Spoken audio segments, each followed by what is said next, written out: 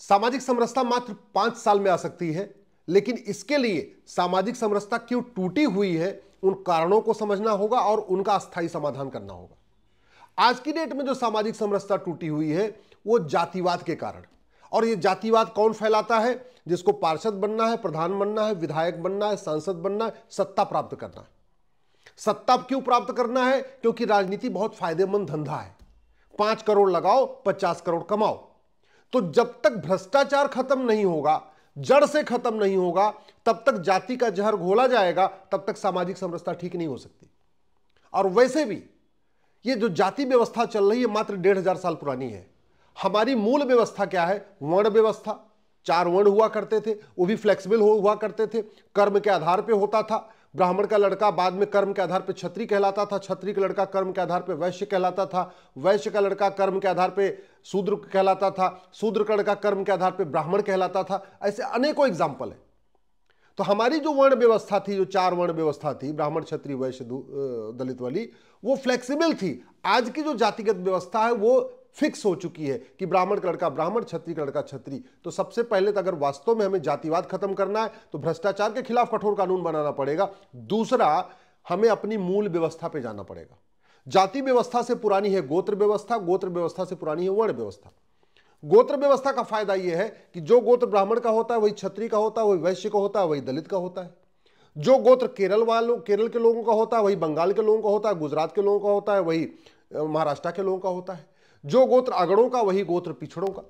तो अगर हम सामाजिक समरसता स्थापित करना चाहते हैं तो हमें जातिवाद खत्म करना पड़ेगा, भाषावाद खत्म करना पड़ेगा, क्षेत्रवाद खत्म करना पड़ेगा। और ये जातिवाद, भाषावाद, क्षेत्रवाद, पहली बात तो नेता इसको बढ़ाते हैं, नेता इसका जहर घोलते हैं, नेता सत्ता के लिए खातिर जहर घोलते हैं। सत्ता इसलिए चाहिए उनको, बहुत माल पानी उसमें उनको मिलता है। तो भ्रष्टाचार के खिलाफ कठोर कानून बनाना पड़ेगा। दूसरा, गोत्र व्यवस्था को प्रमोट करना पड़ेगा। मैं गारंटी के साथ कहता हूं, जैसे सरकार जाति पूछ रही है, वैसे सरकार अगर गोत्र पूछना शुरू कर दे, जहां जहां वो जाति पूछती है, चाहे वो नौकरी के फॉर्म हो, चाहे स्कूल के एडमिशन का फॉर्म हो, या जहां भी जाति पूछती है, उसकी बजाय अगर वो गोत्र व्यवस्था पूछना शुरू कर दे, मैं गारंटी के साथ कहता हूं 5 साल में सामाजिक समरसता स्थापित हो जाएगी। सामाजिक समरसता जो बिगड़ी हुई है उसका जो दूसरा बड़ा कारण है गुलामी की पुलिस व्यवस्था। इस समय थाना भ्रष्टाचार का अड्डा बना हुआ है। कोई भी दबंग व्यक्ति 50,000 रुपए दे के 1 लाख रुपए दे के दूसरे खिलाफ एफआईआर करवा सकता है। तो अगर हमें सामाजिक समरसता स्थापित करना है तो जो थाना भ्रष्टाचार का अड्डा बना हुआ है, इसको प्राथमिक सुरक्षा केंद्र बनाना पड़ेगा। इसका नाम भी बदलना पड़ेगा, इसका तरीका भी बदलना पड़ेगा, 1861 का पुलिस एक्ट भी बदलना पड़ेगा, 1 नेशन 1 पुलिस कोड लागू करना पड़ेगा, पुलिस चार्टर लागू करना पड़ेगा। पुलिस चार्टर में लिखना पड़ेगा कि 1 घंटे के अंदर आपको एफआईआर करना है, 1 महीने के अंदर जांच पूरी करनी है। और पुलिस चार्टर में यह भी लिखना होगा कि अगर आपने गलत एफआईआर लॉन्च कर लिया तो 10 से 20 साल की सजा होगी, आपने अगर गलत जांच कर दिया तो भी 10 से 20 साल की सजा होगी। तो सामाजिक समरसता स्थापित करना है, आपको तहसील को बदलना पड़ेगा। तहसील इस समय भ्रष्टाचार का अड्डा है। तहसील को आपको प्राथमिक न्याय केंद्र बनाना पड़ेगा। तो प्राथमिक न्याय केंद्र तब बनेगा जब एक एडमिनिस्ट्रेटिव चार्टर लागू हो, एक जुडिशियल चार्टर लागू हो। हर अधिकारी, हर कर्मचारी की ड्यूटी बाकायदा लिखित में हो, चाहे वो लेखपाल हो, चाहे वो पटवारी हो, चाहे वो हवलदार हो, चाहे वो थानेदार हो, चाहे वो तहसीलदार हो, चाहे वो पेशकार हो, चाहे वो कलेक्टर हो, चाहे वो कप्तान हो। हर व्यक्ति की रोल्स रिस्पॉन्सिबिलिटी रिटन में रखनी पड़ेगी। भ्रष्टाचार को गंभीर अपराध घोषित करना पड़ेगा। भ्रष्टाचारियों की 100% संपत्ति जब्त करने, नागरिकता खत्म करने, आजीवन कारावास देने के लिए कानून बनाना पड़ेगा। नार्को पॉलीग्राफ ब्रेन मैपिंग कानून बनाना पड़ेगा। झूठ को गंभीर अपराध घोषित करना पड़ेगा। तो आप देखिए आराम से सामाजिक समरसता स्थापित हो जाएगी। अभी जो गांव की सामाजिक समरसता टूटी हुई है, जानते क्यों टूटी हुई है? क्योंकि कोई भी दबंग दूसरे गरीब की जमीन पर कब्जा कर लेता है, गरीब की जमीन पे कब्जा कर लेता है, फिर लाठी चलती है, फिर गाली गलौज होती है, मारपीट होती है, मामला थाने में जाता है। अब थाना जो है वो दबंग के पक्ष में खड़ा हो जाता है, क्योंकि वहां से माल पानी अच्छा मिलता है। जो दबंग है, नेता भी उसके जानने वाले हैं, अधिकारी भी उसके जानने वाले हैं, दूसरा उसके पास पैसा भी है। तो पिस कौन रहा है? गरीब। तो सामाजिक समरसता तब तक ठीक नहीं हो सकती है जब तक अवैध निर्माण को गंभीर अपराध घोषित न किया जाए। दूसरों की जमीन पे कब्जा करने को गंभीर अपराध घोषित न किया जाए, फर्जी वसीयत बनवाने को गंभीर अपराध न घोषित किया जाए, फर्जी विरासत को गंभीर अपराध न घोषित किया जाए, फर्जी कागज बनवाने को गंभीर अपराध न घोषित किया जाए, तब तक सामाजिक समरसता नहीं आएगी। सामाजिक समरसता स्थापित करना है तो ये जो मुकदमा सालों साल चलता है, इसको आपको ठीक करना पड़ेगा। ये 1 साल में हो सकता है।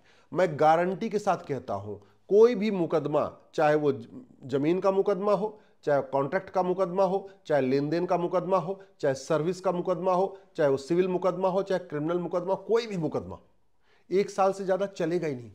जानते क्या करना है? केवल आपको झूठी गवाही को गंभीर अपराध घोषित करना है, केवल आपको झूठे कागज को गंभीर अपराध घोषित करना है, आपको झूठे एफिडेविट को गंभीर अपराध घोषित करना है।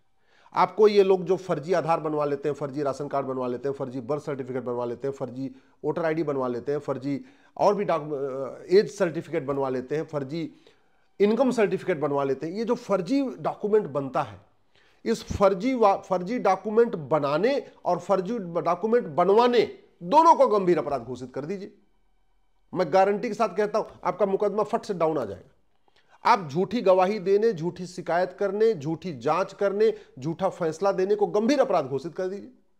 झूठा एफआईआर बंद तो झूठी जांच बंद, तो झूठी गवाही भी बंद, तो झूठा एफिडेविट भी बंद, तो झूठा मुकदमा भी बंद। अभी जो इतना लाइन लगी पड़ी है मुकदमों की, वो ठीक हो जाएगी। और जब झूठी गवाही गंभीर अपराध हो जाएगा तो भाई भी भाई के लिए झूठी गवाही नहीं देगा। अभी तो आसपास के मोहल्ले वाले भी 1500 2000 रुपए लेके झूठी गवाही कर देते हैं, 5000 10,000 रुपए लेके कोई भी झूठी गवाही तैयार हो जाता है। जब झूठी गवाही देना गंभीर अपराध होगा तो लोग झूठी गवाही नहीं देंगे। जब झूठी गवाही नहीं देंगे तो स्वाभाविक सी बात है, मुकदमा लंबा चलेगा नहीं। अभी तो लंबा इसलिए चलता है कि इसी तरीके से झूठ पकड़ने के लिए नार्को पॉलीग्राफ ब्रेन मैपिंग कानून बना दीजिए, हर जिले में एक लैब बना दीजिए। आज की डेट में लाई डिटेक्टर आसान, बहुत आसान है, बहुत आसान है। अरे हम चंद्रमा पे पहुंच चुके हैं, मंगल पे पहुंच चुके हैं, आदित्ययान बना रहे हैं, सूर्ययान बना रहे हैं, चंद्रयान बना रहे हैं, मंगलयान बना रहे हैं, 7,500 किलोमीटर मार करने वाली अग्नि मिसाइल बना चुके हैं। क्या क्या हम बना चुके हैं टेक्नोलॉजी का यूज करके। तो हम झूठ पकड़ने के लिए हर जिले में एक लैब नहीं बना सकते क्या? और जानते हैं, मुश्किल से 2 करोड़ रुपए आएगा खर्च एक लैब बनाने का। 800 जिले हैं, यानी हर जिले में अगर एक एक झूठ पकड़ने की लैब बनाई जाए तो 1600 करोड़ रुपए में पूरे देश में हर जिले में एक लैब हो जाएगी।